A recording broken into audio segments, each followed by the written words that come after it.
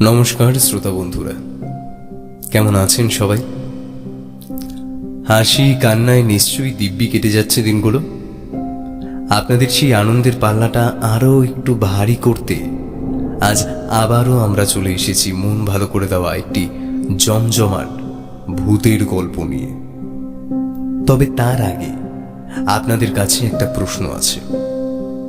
আচ্ছা, গল্প শুনতে তো আমরা সকলেই খুব ভালোবাসি।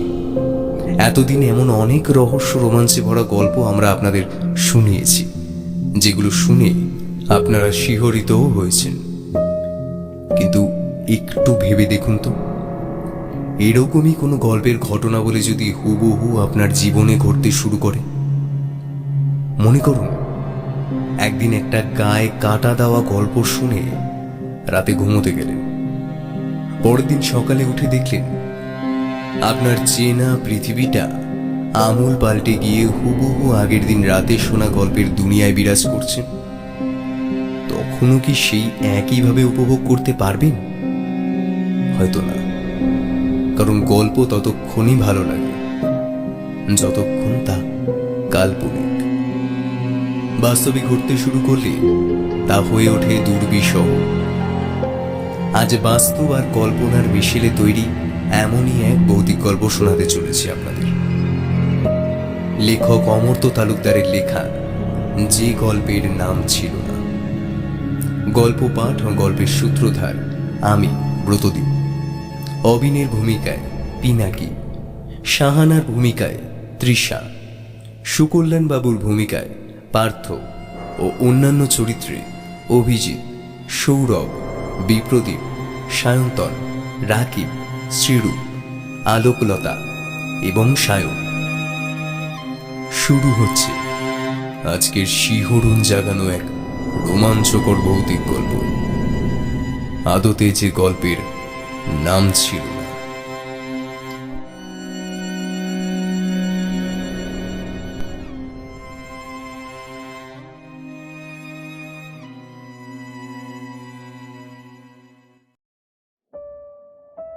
মাংসের হাড় থেকে মজ্জাটা শুরুত করে টেনে নিয়ে অবিন বলল,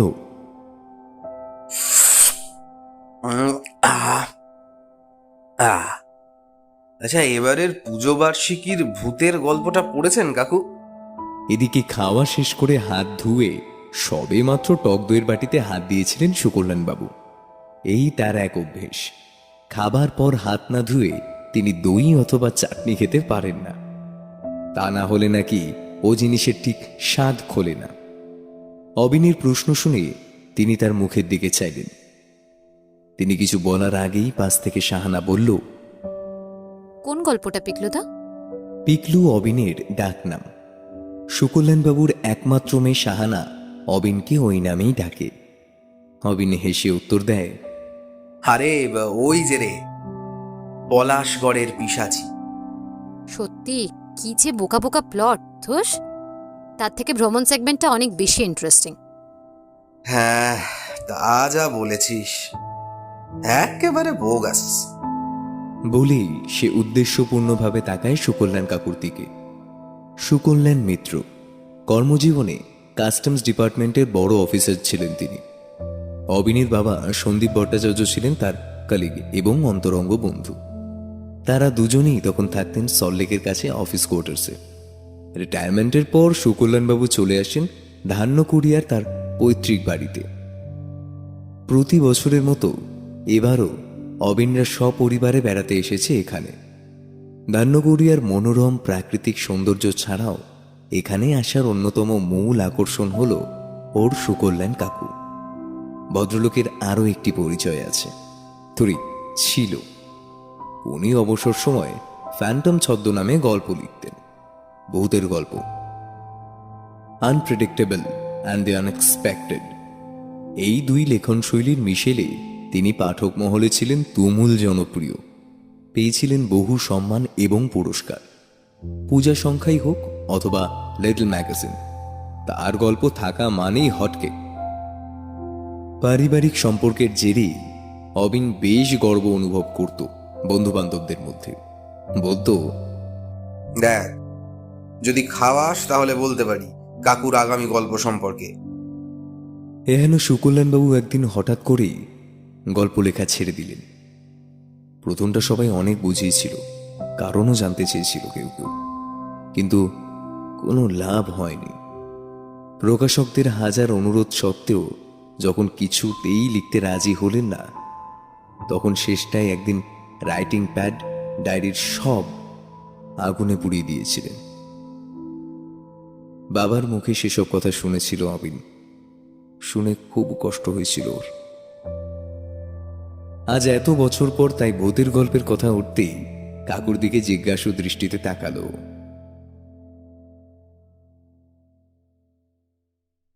খাওয়ার পর শাহানা আর অবিন ছাদে পায়চারি করছিল। অবিন একটা সিগারেট ধরিয়ে বলল,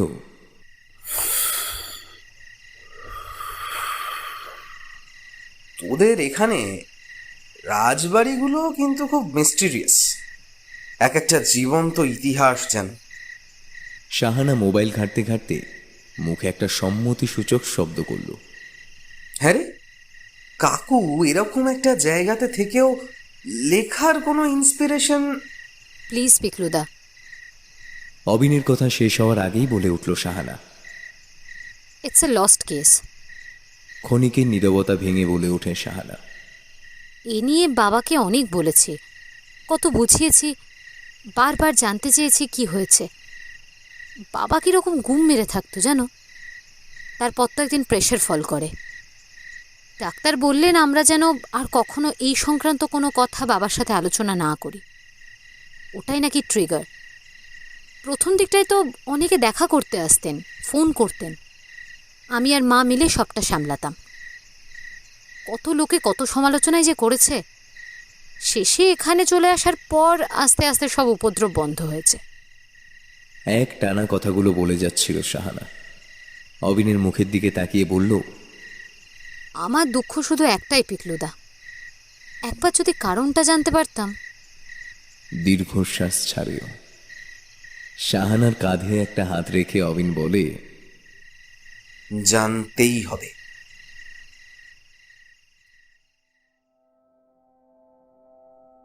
বিকেলটা অবিন গোছগাছ করছিল নিজের ঘরে। কাল ওদের কলকাতায় ফিরতে হবে। এখান থেকে প্রায় 3 ঘন্টার ড্রাইভ, তাই সকাল সকাল বেরোবে ওরা। কালই বিকেলে অফিস জয়েন করবে অবিন, কিন্তু তার আগে একটা বড় কাজ বাকি। আজ সুকল্যাণ কাকুর থেকে ও শুনেই ছাড়বে আসল কারণটা, যে করেই হোক। মনে মনে সেই কথাই চিন্তা করছিল। অন্যমনস্ক হয়ে এসে দাঁড়িয়েছিল ঘর সংলগ্ন ব্যালকনিতে। হঠাৎ মোবাইলটা বেজে উঠল। রূপম ফোন করেছে। ফোনটা কানে দিতেই রূপম বলল, শোন, একটা ডকুমেন্ট তোকে মেইল করেছি, ওটা প্রিন্ট আউট নিয়ে সাইন করে আমাকে পাঠিয়ে দে। It's urgent. বলেই কুট করে ফোনটা কেটে দিল। উফ, যত ঝামেলা। এদিকে প্রায় সন্ধে ঘনিয়ে এসেছে। অবিন ব্যালকনিতে এসে দেখল দূরে বিদ্যেধরী নদীর ওপর আকাশে রক্তের রং ততক্ষণে বেগুনি হয়ে এসেছে। অস্ফুটে একটা বিরক্তি প্রকাশ করে শাহানাকে ফোন করলো অবিন। হ্যালো, শোন না, বলছি যে এখানে সাইবার ক্যাফে আছে কোথাও আশেপাশে? না। কিছুক্ষণ চিন্তা করে উত্তর দেয় শাহানা। কেন, হঠাৎ কি দরকার? আরে প্রিন্ট আউট লাগবে একটা ইমিডিয়েটলি। শাহানা বলল, দেখো, এখানে কিছুই পাবে না এখন, অনেক দূরে টাউনে যেতে হবে।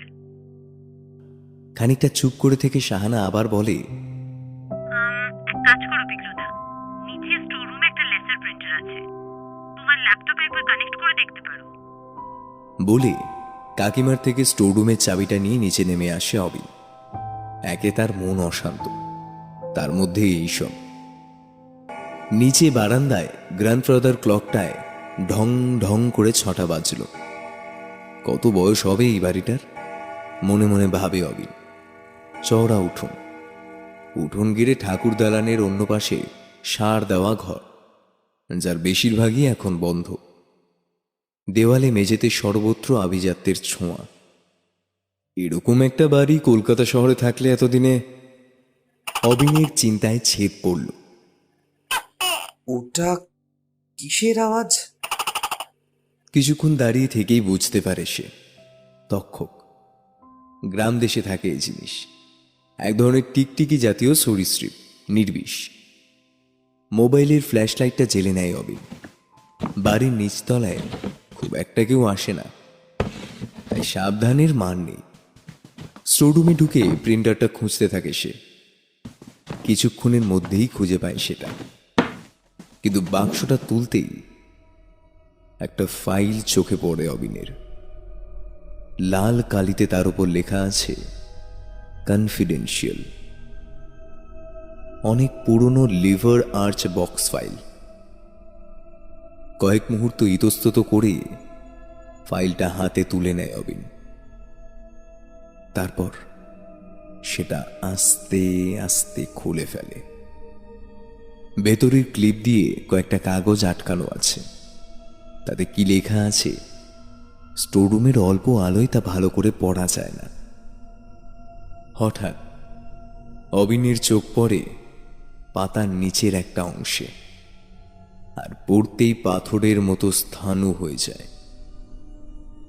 নিজের চোখকে যেন বিশ্বাস করতে পারছে না সে। হৃৎপিণ্ডের গতি আচমকাই বেড়ে গেছে তার। বিস্ফারিত চোখে সে দেখে পাতার নিচে লেখা একটা ছোট্ট শব্দ, ফ্যান্টম। নিজের ঘরে বসে একটা সাপ্তাহিক পত্রিকার পাতা উল্টাচ্ছিলেন সুকল্যাণবাবু। সন্দীপবাবু ও তার স্ত্রী দিতিপ্রিয়া বসেছিলেন সামনের সোফায়। কথা বলছিলেন সুকল্যাণবাবুর স্ত্রী লিপিকার সাথে। ঠিক এই সময় ঘরে ঢুকলো অবিন আর সাহানা। অবিনের হাতে ল্যাপটপ, আর ল্যাপটপের আড়ালে সাবধানে ধরা সেই ফাইলটা। ইতিমধ্যেই সাহানাকে সবটা জানিয়েছে অবিন। ওরা দুজনে ফাইলটা ভালো করে দেখে যেটা বুঝেছে তা অনেকটা এইরকম। সুকল্যাণবাবুরই লেখা একটি ভূতের গল্প এটি, এবং খুব সম্ভবত অপ্রকাশিত, কারণ গল্পটির কোনো নাম নেই। আর তার থেকেও বড় কথা হলো প্রতিটি গল্পের শেষে তিনি একটি প্রচ্ছদ আঁকতেন, যা মূলত গল্পের থিমটা বোঝানোর জন্য, কিন্তু এক্ষেত্রে তা নেই। অনেক লেখকই প্রচ্ছদ এবং অলঙ্করণের ব্যাপারটা অন্য আর্টিস্টকে দিয়ে করিয়ে থাকেন, কিন্তু সুকল্যাণবাবু এটি নিজেই করতেন। তার মতে প্রকৃত গল্প লিখিয়েরা নাকি চরিত্রকে দেখতে পান, তাই আর কারো পক্ষে সেটা ফুটিয়ে তোলা সম্ভব নয়। ওদের ঘরে ঢুকতে দেখেই লিপিকা বললেন, এই যে তোরা ছিলি কোথায়? বলে সাহানার দিকে তাকিয়ে বললেন, দেখ আন্টি কি সুন্দর পকোড়া বানিয়েছে, আয় বস। ওরা দুজনে বসল। সাহানা অবিনের দিকে চকিতে তাকালো একবার। অবিন ততক্ষণে পকোড়াতে কামড় বসিয়েছে। ওর মনে কি চলছে তা মুখ দেখে বোঝার উপায় নেই। এদিকে সাহানার হাত পা ঠান্ডা। কফির কাপে সশব্দে চুমুক দিয়ে জিজ্ঞেস করলো অবিন,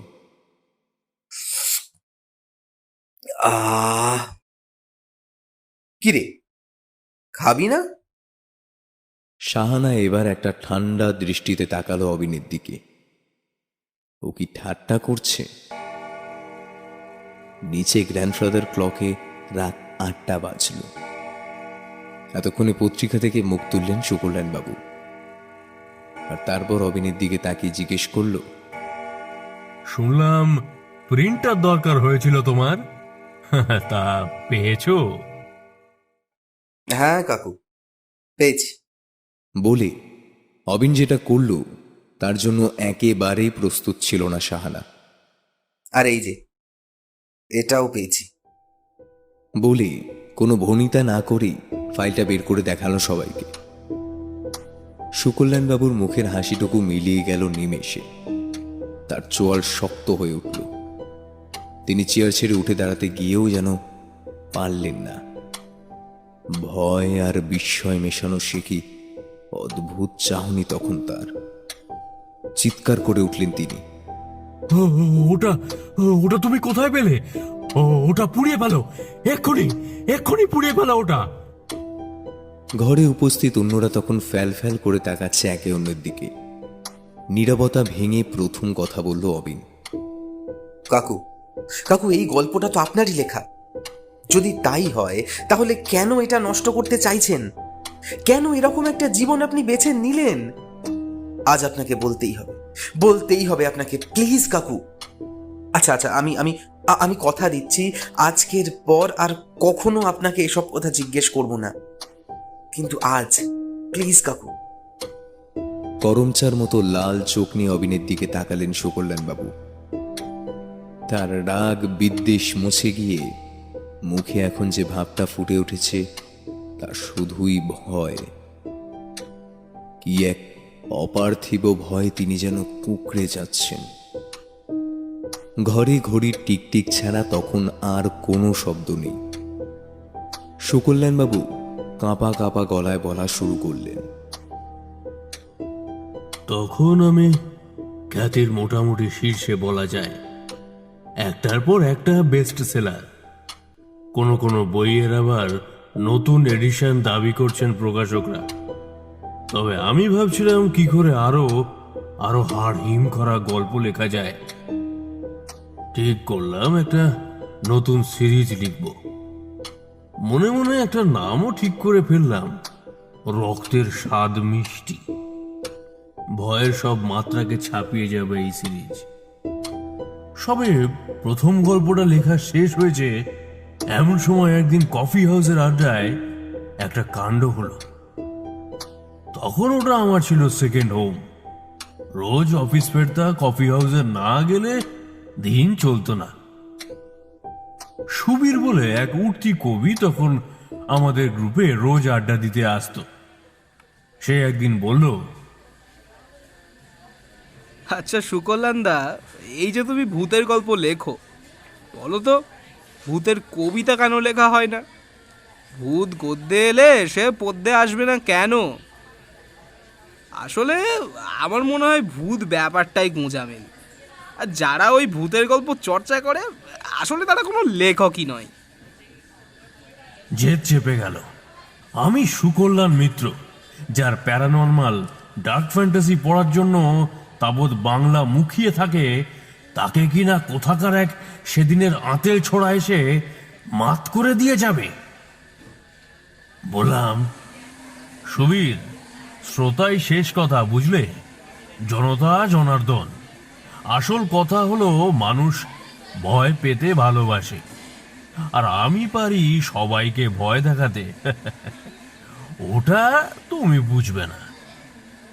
বেশ, তবে শোনান, এমন একটা গল্প শোনান যেটা কেউ এর আগে শোনেনি। দেখি আপনার কল্পনার দৌড়। যদি শিহরিত হই তাহলে বুঝবো।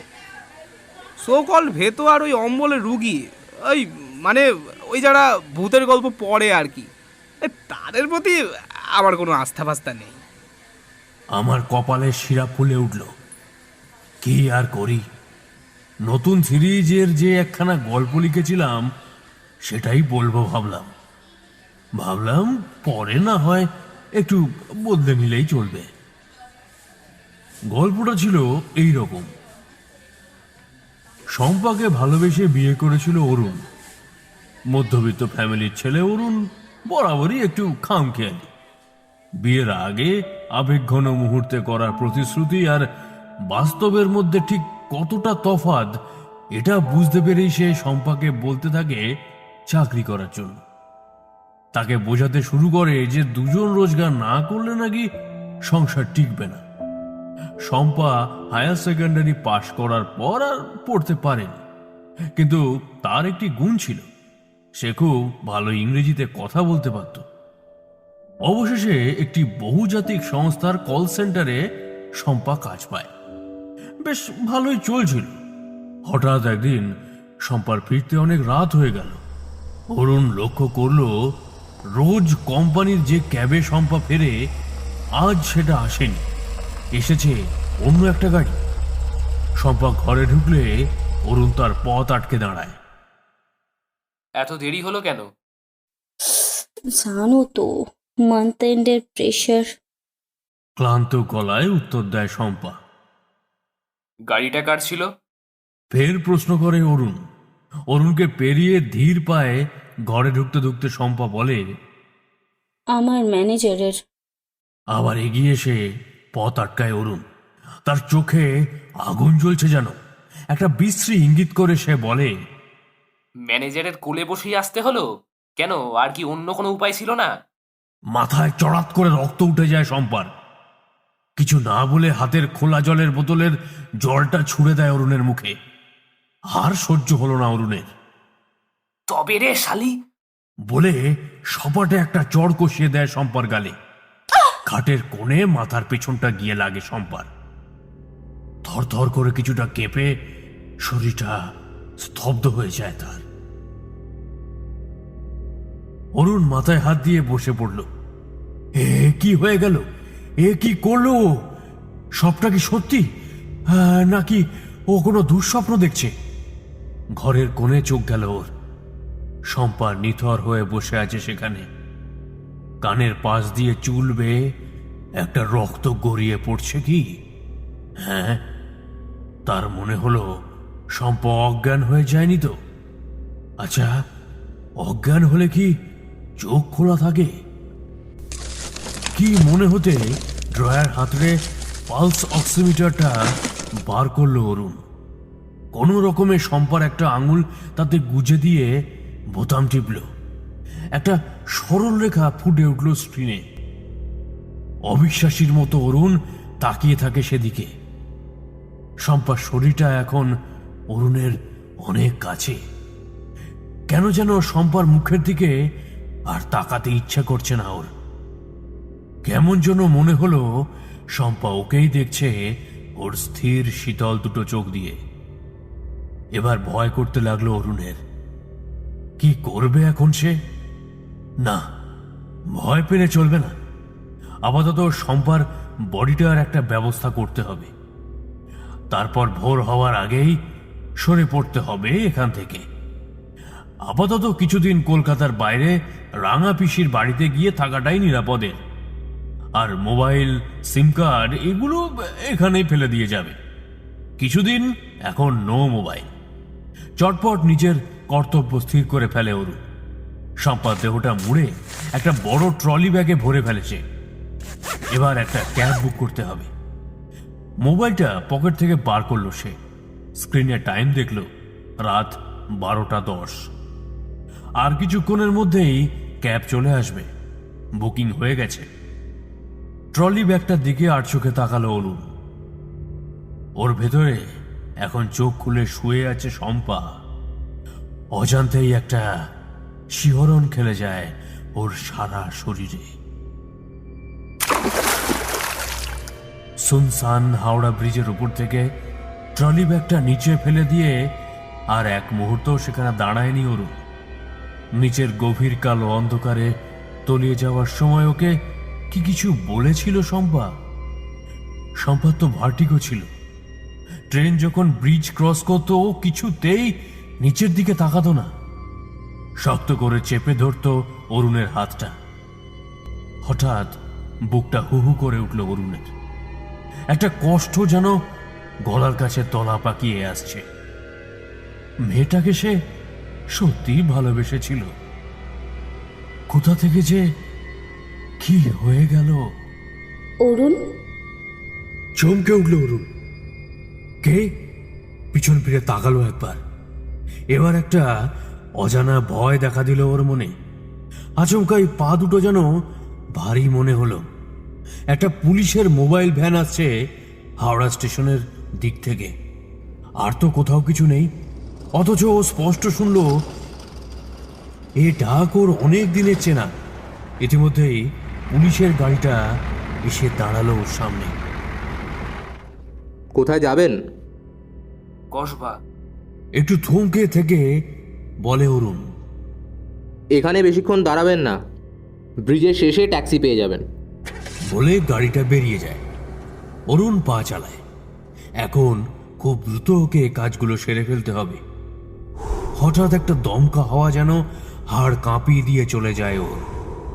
ব্রিজের প্রায় শেষ প্রান্তে চলে এসেছে অরুণ।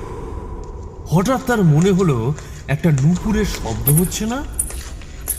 ঠিক যেন ওর পেছনেই। দাঁড়িয়ে পড়ল সে, সাহস হচ্ছে না পেছনে তাকাতে। রাত কত হলো কে জানে, কই শব্দটা তো আর হচ্ছে না। আবার হাঁটতে শুরু করে সে। ওই তো আবার। খুব কাছেই হচ্ছে নুপুরের শব্দটা। সে হাঁটলেই আওয়াজটা হচ্ছে, সে থামলেই থামছে। নুপুর যে অরুণের চিরকালই খুব প্রিয়। একরকম জোর করেই শম্পাকে নুপুর পরিয়েছিল সে। আর তারপর শম্পার ফর্সা কমনীয় পায়ের দিকে মুগ্ধ দৃষ্টিতে তাকিয়ে বলেছিল, সত্যি লোভ সামলাতে পারছি না কিন্তু। লজ্জায় একেবারে লাল হয়ে গিয়েছিল শম্পা। কিন্তু সেদিনের সেই সুখস্মৃতি আজ শরীর অবশ করা বয়ের সঞ্চার করল অরুণের মনে। চট করে একবার দুদিক দেখে নেয় অরুণ। আলোয় ঝলমল করছে হাওড়া ব্রিজ। কি মনে হতে একবার ব্রিজের নিচে তাকায়ও, কিন্তু সেখানে তখন শুধুই চাপ চাপ অন্ধকার। এবার পকেট থেকে মোবাইলটা বের করে আনে সে। রাত 2:20। সকাল হওয়ার আগেই ওকে বেরিয়ে পড়তে হবে, আর তার জন্য যত তাড়াতাড়ি সম্ভব বাড়ি ফেরাটা প্রয়োজন। কোনো রকমে কয়েকটা ইম্পর্টেন্ট জিনিস নিয়েই বেরিয়ে পড়বে। ব্রিজের প্রান্তে আসতেই একটা ইয়েলো ট্যাক্সি চোখে পড়ল। ট্যাক্সি বলে সেদিকে পা বাড়ালো অরুণ। রাতের কলকাতায় ঝড়ের বেগে ছুটে চলেছে ট্যাক্সি। হাইরাইজ গুলো বেরিয়ে যাচ্ছে চোখের নিমিষে। অরুণ চোখ বন্ধ করে শরীরটাকে এলিয়ে দিল। আজ রাতের ঘটনাটাও ও ভুলে যাবে, আর বাইরের পৃথিবীর কাছে প্রমাণ করে দেবে যে শম্পা মিসিং, ও হারিয়ে গেছে। আর যেন কষ্ট হচ্ছে না, বরং মনে হচ্ছে ভালোই হয়েছে। অনেকদিন পর আবার ও একা। অনেকটা হালকা লাগছে এখন নিজেকে। বোধহয় একটু আনমনাই হয়ে পড়েছিল। হঠাৎ জানালার কাঁচের বাইরে একটা হাত এসে পড়ে। চমকে সেদিকে তাকায় অরুণ। গাড়ি প্রচন্ড গতিতে ছুটে চলেছে। তাহলে জানলার বাইরে এটা কার হাত? কলের পুতুলের মতো সেদিকে তাকিয়ে থাকে অরুণ। এবার আস্তে আস্তে হাতের সাথে একটা মুখ দেখতে পায় সে। চোখ দুটো চিনতে ভুল হয় না তার। পলকহীন দুটো চোখ কাঁচের আড়াল থেকে ওর দিকেই তাকিয়ে আছে এক দৃষ্টে। কোনো মানুষের পক্ষে কি এইভাবে চলন্ত গাড়ির সাথে ছুটে চলা সম্ভব? অরুণ চিৎকার করে উঠল, কিন্তু কি আশ্চর্য, ড্রাইভার যেন শুনতেই পেল না। একইভাবে ছুটে চলেছে গাড়ি। ঠিক কতক্ষণ তাকিয়েছিল অরুণ। এবার তার মনে হলো যেন জানালার বাইরে ধীরে ধীরে পিছনের দিকে সরে যাচ্ছে শরীরটা। হঠাৎ একটা তীব্র হর্নের আওয়াজে ধড়মড় করে উঠে বসলো অরুণ। গাড়িটা একটা সিগন্যালে দাঁড়িয়েছে। স্বপ্ন দেখছিল তবে এতক্ষণ। জামাটা ঘেমে একদম চুপচুপে ভিজে। কিছুক্ষণ একটা ঘোরের মধ্যে কেটে গেল যেন।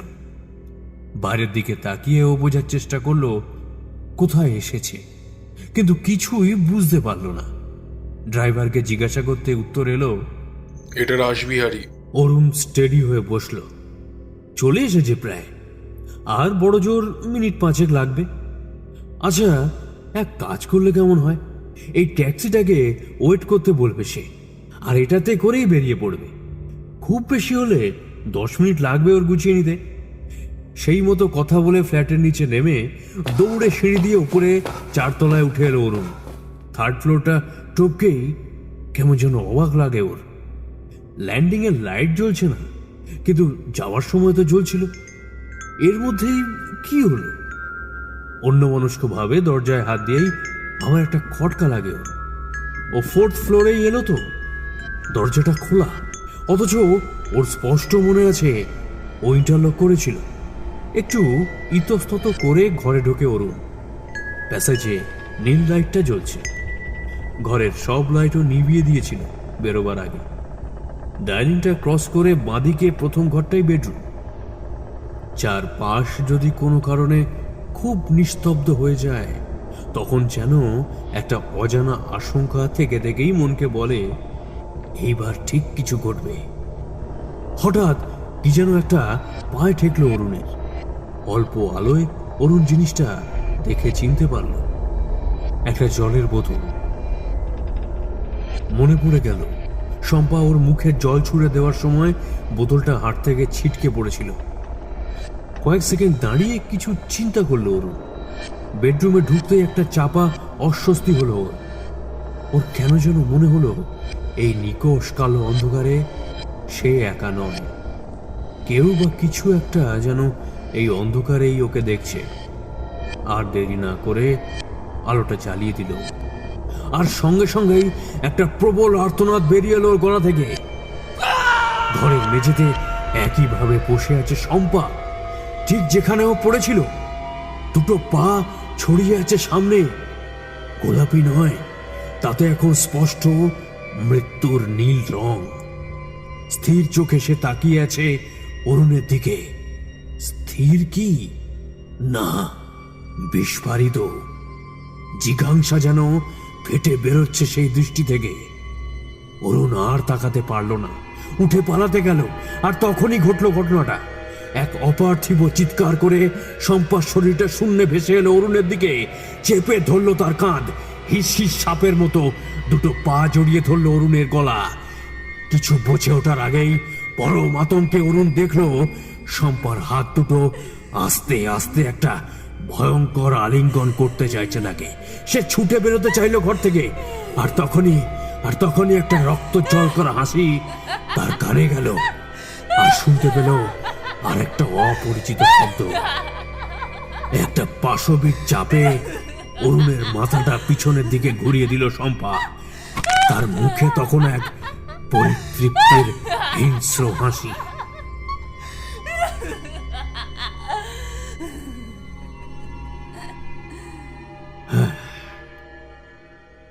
আমার গল্প শেষ হলো। বললে বিশ্বাস করবে না, গোটা টেবিলে তখন অখণ্ড নীরবতা। আমি মুগ্ধ দৃষ্টিটা একবার সবার মুখের উপর বুলিয়ে নিয়ে একটা চুরুট ধরালাম। প্রথম কথা বলল অতীন। কি হ্যাঁ সুবীর, কি বুঝছো? সুবীর একটু কাষ্ঠ হাসি এসে বলল, না, ঠিকই আছে। তবে আজ রাতে বাড়ি ফেরার সময় ট্যাক্সির পেছনের সিটে আমি আর বসছি না। তার কথায় একটা চাপা হাসির রোল উঠল। আমিও হেসে ফেললাম, বললাম, আরে দূর, এটা তো একটা গল্প। আসল কথা, মানুষের একটা আদিম প্রবৃত্তি হলো ভয়, আর ভূতের গল্পই এর নিবৃত্তি। যুগ যুগ ধরে এই প্রথা চলে আসছে।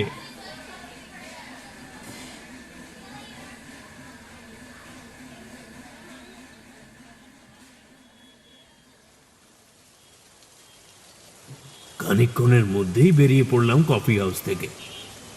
বেরিয়ে দেখি টিপ টিপ করে বৃষ্টি পড়ছে। সঙ্গে ছাতা ছিল না। একটা ট্যাক্সিকে হাত দেখিয়ে দাঁড় করালাম। একটি ছেলে মুখ বাড়িয়ে বলল, প্যাসেঞ্জার আছে, ওনাকে ড্রপ করে দিয়ে আপনাকে নামিয়ে দিতে পারি।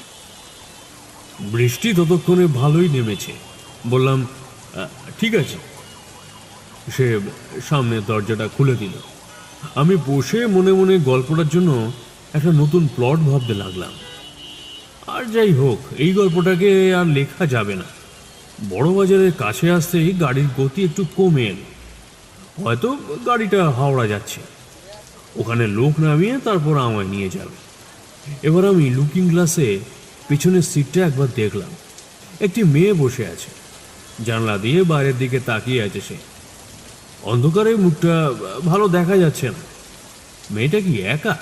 হয়তো বা। আজকাল অনেক মেয়েরাই একা একা লং জার্নি করে, এটা নতুন কিছু নয়। গাড়িটা হাওড়া ব্রিজে উঠতেই মেয়েটা কেমন যেন চঞ্চল হয়ে উঠল। হঠাৎ করে খুলে ফেললো চলন্ত গাড়ির দরজা। ভাবখানা এমন যেন এক্ষুনি নেমে পড়বে গাড়ি থেকে। একটা বিশ্রী ঘটনা ঘটে যাবে যে কোনো মুহূর্তে। আরে কি করছেন আপনি? আরে! আমি চেঁচিয়ে উঠতে যাব, মেয়েটা লাফ দিল গাড়ি থেকে। গাড়িটা সজোরে ব্রেক কষলো। নেমে যা দেখলাম তাতে আমার মেরুদণ্ড দিয়ে একটা বরফের স্রোত নেমে গেল। মেয়েটা টলমলো পায়ে উঠেছে প্রায় 7 ফুট উঁচু রেলিংয়ের ওপরে। কেউ কি দেখলো না ওকে? কেউ বাধা দিল না? আমি পড়িমড়ি করে সেদিকে দৌড়ে যেতেই সে ঝাঁপিয়ে পড়লো নিচের গভীর কালো অন্ধকারে। একটা বুক ফাটা আর্তনাদ যেন আকাশ বাতাস প্রতিধ্বনিত করে বিশাল অন্ধকারে বিলীন হয়ে গেল। আমার মাথাটা হঠাৎ যেন কেমন ঘুরে গেল। ধপ করে বসে পড়লাম সেখানেই। সম্বিত ফিরল ড্রাইভার ছেলেটির কথায়। স্যার চলুন এখান থেকে, এক্ষুনি চলুন, সব ফালতু ঝামেলায় জড়িয়ে লাভ নেই, আসুন।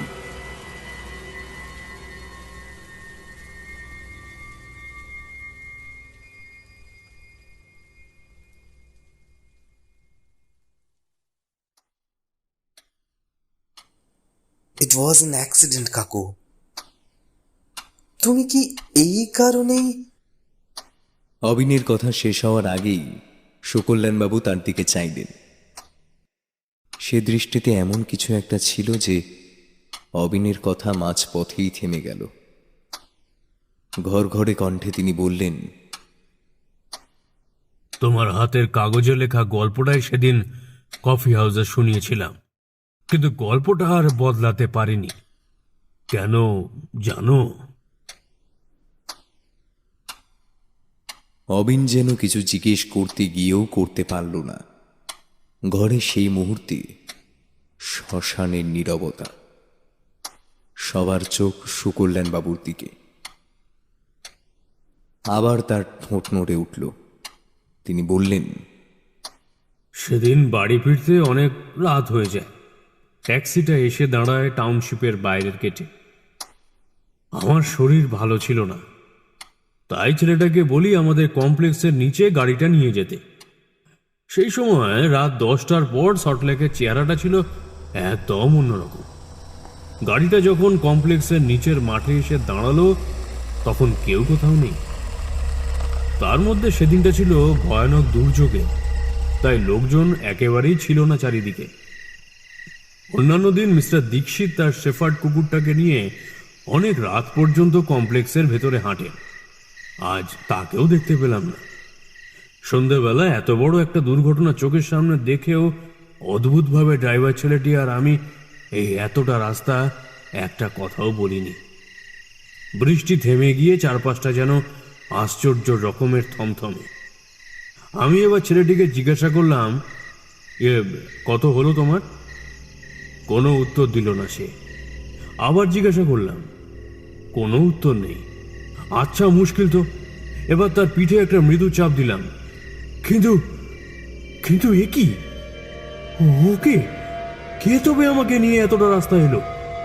বুকের মধ্যে যেন হাতুড়ি পিটতে শুরু করলো আমার, কারণ চোখের সামনে যা দেখলাম, ছেলেটির মাথা আস্তে আস্তে আমার দিকে ঘুরল। শুধু শুধু মাথাটাই, বাকি শরীরটা সিটে একইভাবে স্থির হয়ে রইল। বদ্ধ উন্মাদের দৃষ্টি তার চোখে। এবার একটা অদ্ভুত হাসি ফুটে উঠল তার মুখে। হিসে সাপের মতো গলায় সে বলল, সবই ঠিক ছিল স্যার, কিন্তু শম্পাকে তো আমি খুন করিনি। কোনো কারণে হাওড়া ব্রিজ থেকে ঝাঁপ দিয়ে ও আত্মহত্যা করেছিল, কিন্তু কিন্তু ও তারপর আবার ফিরে এসেছিল। আর আর একদিন রাতে আমাকেও। আরো জোরে হাসতে থাকে সে। আমি বিস্ফারিত চোখে তার দিকে তাকিয়ে রইলাম। মাথার মধ্যে সবকিছু গোলমাল হয়ে যেতে লাগলো আমার। হৃৎপিণ্ডটা লাফিয়ে উঠতে চাইলো গলার কাছে। অনেক দূর থেকে যেন ভেসে আসে কয়েকটা কথা।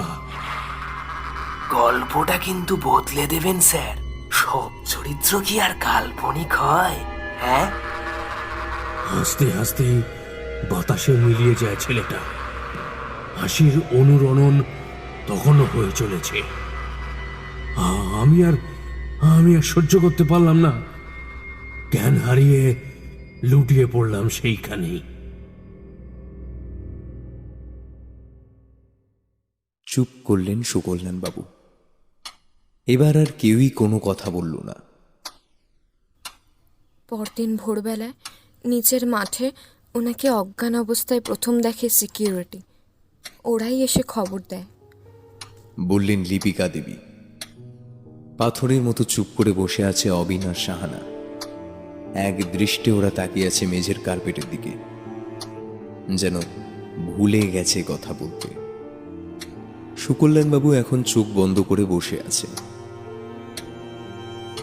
আজ এত বছর পর কথাগুলো বলে কি একটু হালকা বোধ করছেন তিনি? হয়তো করছেন, কিন্তু যে কথাটা তিনি কখনো কাউকে বলেননি, এমনকি আজও না, তা হলো এই ঘটনার কিছুদিন পর তার বন্ধু এসপি অনির্বাণ পাকরাশিকে কথাটা জিজ্ঞেস করেছিলেন তিনি।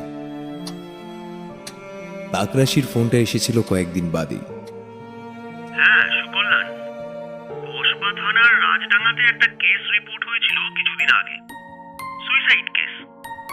রিভার পেট্রোলিং টিম মেয়েটার বডি খুঁজে পেয়েছিল বটে, কিন্তু তার মধ্যেই মেয়েটার হাজবেন্ড অদ্ভুতভাবে মারা যায়। পুলিশের রিপোর্টে লেখা আছে ব্রোকেন কলার বোন রেজাল্টেড ইন চোকিং, যাকে বলে ঘাড় ভেঙে মৃত্যু। সে একেবারে ভিসিয়াস ব্যাপার। পুলিশ তদন্ত করেছিল কিছুদিন, কিন্তু কোনো থার্ড পার্টি না থাকায় কেস ক্লোজ হয়ে যায়। মেয়েটা একটা এমএনসিতে রিসেন্টলি চাকরিও পেয়েছিল। শুকনো গলায় কোনো রকমে ওদের নামটা জিজ্ঞেস করেছিলেন সুকল্যাণ। ওদিক থেকে উত্তর আসে, শম্পা বিশ্বাস আর অরুণ মণ্ডল। ওদের ম্যারেজ সার্টিফিকেট পাওয়া গেছিল কসবার ফ্ল্যাট থেকে। কেন বলো তো? তোমার কি পরিচিত কেউ? কিছুক্ষণ চুপ করে থেকে ফোনটা কেটে দিয়েছিলেন ফ্যান্টম ওরফে সুকল্যাণ মিত্র।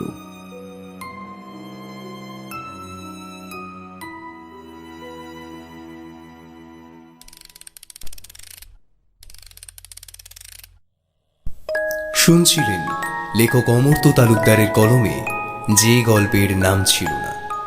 সম্পাদনা এবং কাস্টিংয়ে সৌরভ এবং শ্রেয়া, এডিটিং, পরিচালনা এবং ভিডিওর ভিজুয়াল এফেক্টসে সৌরভ, এডিটিংয়ে শুভায়ন, পোস্টার ডিজাইন কৃষ্ণেন্দু মণ্ডল। আমাদের গল্পটি ভালো লেগে থাকলে লাইক করে দেবেন, আর আরও নতুন নতুন গল্প শুনতে চ্যানেলটি সাবস্ক্রাইব করে পাশে থাকা বেল আইকনটি প্রেস করে দেবেন, যাতে নতুন কোনো গল্প এলে তা সরাসরি সবার আগে পৌঁছে যায় আপনাদের কাছে। আর শুনতে থাকুন মিডনাইট ফ্যান্টাসি।